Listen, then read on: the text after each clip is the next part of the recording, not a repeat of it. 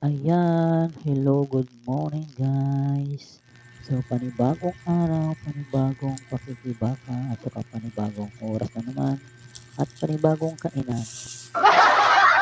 So ayan guys, for today's video guys, nakikita nyo naman ang ating menu po today ay nakagala ako kanina guys sa Pure Good kasi nandito lang naman po yung Pure Good sa tabi ng aming barracks. So, ayan, bumili po ako ng isang buong chicken yung sa sweet po. Kaya nakabalot na. Ayan. Yan sa time na po na yan kasi ayan, tapos ko na siya gayatin yung mga ating ingredients. Ayan, luya, meron tayong sili at saka kasi gusto ko yung adobo na baka. So ayan, may dapat ito tayo ng sweet ng spicy. Ayan. So ayan nga sa paglipas ng minuto at oras. Isa natin isa muna natin ang ating ito.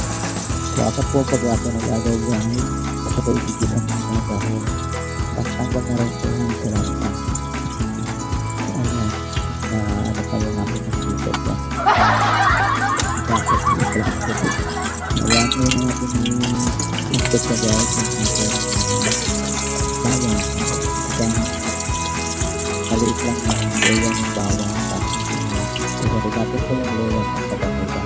Kasi yung lola po dahil papatungkol na rin sa lansa tapos na pa. Kaya ganun lang po ako mag-adobo guys ng aming chicken.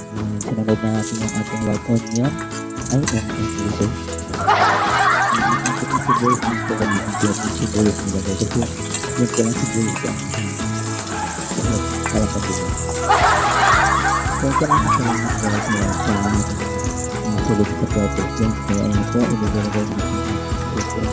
Dahil nasa 1 and a half ay 1 and 1/4 kilo ata yung lahat. Kaya mura lang po sa kilo. Google sa kanya. Isa po natin yung ating chicken. Nalagay yung lansa. Nalagay natin yung tuyo at saka kaya simple lang akong mga kilo na chicken kasi ngayon ako lang naman kakain na dito. Take note guys, ang tatlong araw ko na budget. Ayan, kasi mahirap ng bili-bili na nakain na, bibili na naman. Nagkakabak naman ang ulam dito. So yung kanyang isang order, tatlong piraso, 60 pesos po yan. Diba ang laki ng tinupid kung ito ay magluto ko lang. Katulad niya yan, bumili ko ng 10 manok. Ayan, pagkatlong araw pambaan pa tayo sa trabaho. So ayan, 2 araw kasi walang pasok, linggo at saka lunes. So yung iba dyan aking magiging